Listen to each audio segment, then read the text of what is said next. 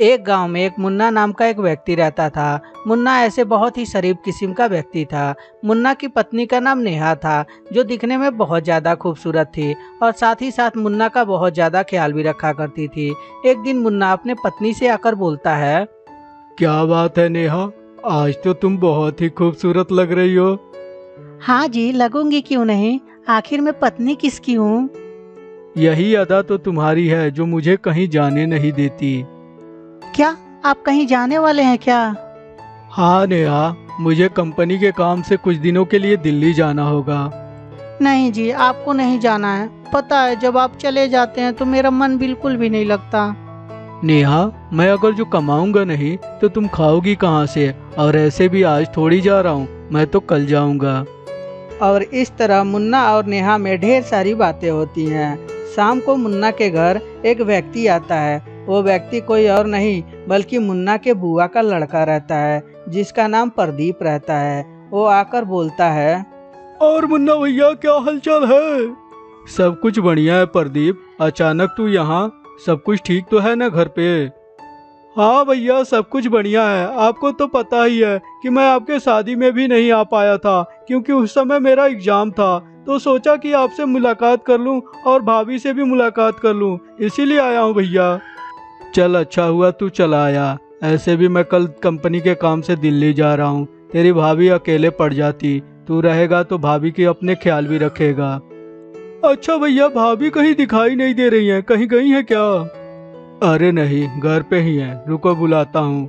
नेहा, ओए नेहा, जरा इधर आना।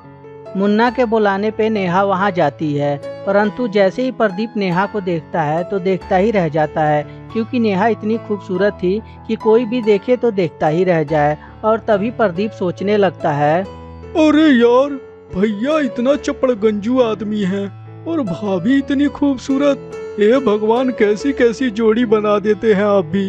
अरे इनकी जोड़ी तो मेरे साथ अच्छी लगती। नेहा, ये बुआ का लड़का प्रदीप है। हम लोग के शादी में नहीं आ पाया था क्योंकि उस समय इसका एग्जाम था। हेलो देवर जी, कैसे हैं आप? अरे भाभी, हम तो फर्स्ट क्लास हैं, आप बताइए कैसी हैं?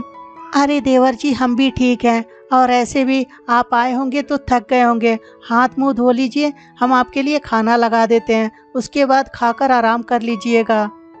अगले दिन प्रदीप नेहा से बोलता है। नेहा, प्रदीप दिखाई नहीं दे रहा है, कहाँ है? वो तो सोए हुए हैं अभी। ठीक है नेहा, मैं चलता हूँ, अब ऐसे भी ट्रेन का टाइम हो चुका है। ठीक है जी, अपना ख्याल रखिएगा। इतना सुनने के बाद कंपनी के काम से मुन्ना घर से चला जाता है। इधर प्रदीप की नींद जब खुलती है, तभी अचानक से उसकी भाभी वहां चली आती हैं और आकर बोलती हैं। देवर जी, उठ गए आप? जल्दी से आप फटाफट ब्रश करिए और नहाइए। मैं आपके लिए पूड़ी बनाई हूँ। ठीक है भाभी, अभी नहा लूंगा। एक बात पूछना था आपसे। हाँ, पूछिए देवर जी।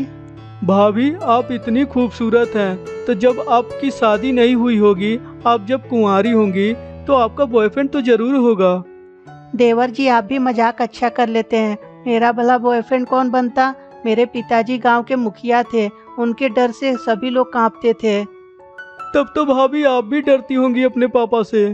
मैं अपने पापा से क्यों डरूं? मेरे पापा मुझसे बहुत प्यार करते थे और जो भी कह देती थी वो खरीद के मेरे लिए लाते थे। आपके बातों से लगता है भाभी, आपके पिताजी आपसे बहुत प्यार करते थे। अब हमको बातों में उलझा के मत रखिए। ऐसे भी कपड़ा धोना है, मैं जा रही हूँ कपड़ा धोने। आप भी फटाक से जाके नहा लीजिए।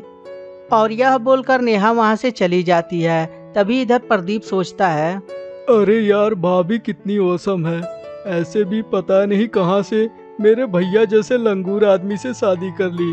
अरे यार, इतनी खूबसूरत और बातें भी इतनी खूबसूरत। हे भगवान, कुछ चमत्कार करिए और मेरी सेटिंग नेहा से करा दीजिए। मैं जिंदगी भर नेहा को खुश रखूंगा। अंदर ही अंदर प्रदीप ख्याली पुलाव पकाने लगता है और सोचने लगता है कि आखिर मैं भाभी को कैसे प्रपोज करूं, जिससे भाभी मुझे मना भी ना करे और मेरे प्यार को भी एक्सेप्ट कर ले। शाम को जब नेहा हॉल रूम में रहती है, तभी वहां प्रदीप जाता है और जाकर बोलता है। अच्छा भाभी, आपको घूमना फिरना अच्छा लगता है? अच्छा तो लगता है देवर जी, लेकिन आपके भैया के पास इतना समय कहाँ है। आपके भैया दिन रात कंपनी के काम में बिजी रहते हैं। इस बात को जब प्रदीप सुनता है तो उसके मन में लड्डू फूटने लगता है और सोचने लगता है कि भैया को तो भाभी के लिए समय ही नहीं है, ये मौका अच्छा है। अच्छा भाभी, एक बात बताइए, मैं आपको कैसा लगता हूँ? अरे देवर जी, ये भी कोई पूछने की बात है, आप तो बहुत ही हैंडसम लगते हैं। इस बात को जब प्रदीप सुनता है तो वो जमीन में नहीं बल्कि आसमान में उड़ने लगता है और तभी बोलता है, अच्छा भाभी, आपको भैया कैसे लगते हैं?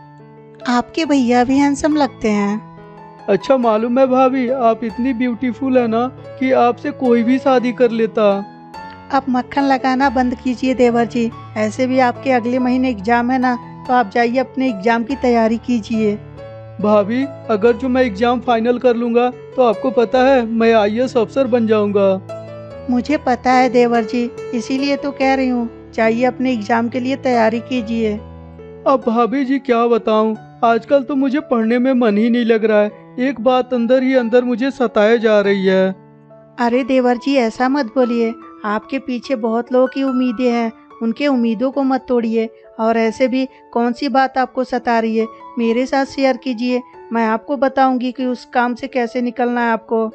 इस बात को जब प्रदीप सुनता है तो सोचता है कि मौका अच्छा है, इस पर भाभी को प्रपोज कर ही दूं। और तभी प्रदीप, भाभी जी, जब से मैंने आपको देखा है तब से पता नहीं क्यों मुझे कुछ कुछ होने लगा है। आप कहना क्या चाहते हैं देवर जी? भाभी जी, आप सब कुछ समझ रही हैं, मैं आपसे प्यार करने लगा हूँ और आपसे शादी करना चाहता हूँ और आपको जिंदगी में हमेशा खुश रखूंगा। नेहा जब इस बात को सुनती है तो चौंक जाती है और बोलती है, आपको पता भी है आप क्या बोल रहे हैं? मैं आपके भैया की लुगाई हूँ, आपकी भैया से बहुत प्यार करती हूँ। और ऐसे भी आप जो सोच रहे हैं ना, वो कभी भी मुमकिन नहीं है। आखिर में क्यों नहीं मुमकिन है? देखिए, आखिर में मुझ में कमी क्या है? देखिए देवर जी, आप अभी बच्चे हैं, आप नहीं समझेंगे। हम और आपके भैया दोनों साथ जीने और मरने की कस्में खाए हैं। इस बात को जब प्रदीप सुनता है तो गुस्से में हो जाता है और बोलता है, बस करिए भाभी, जिसका बड़ाई कर रही हैं आप वो एक नंबर का लंगूर किस्म का व्यक्ति है। उससे शादी कर लीजिए, मैं जिंदगी भर खुश रखूंगा, बोल रहा हूँ ना। लगता है आप ऐसे नहीं मानेंगे। रुकिए, अपने पति के पास और बुआ के पास, दोनों के पास कॉल करती हूँ और आपकी करतूतें बताती हूँ।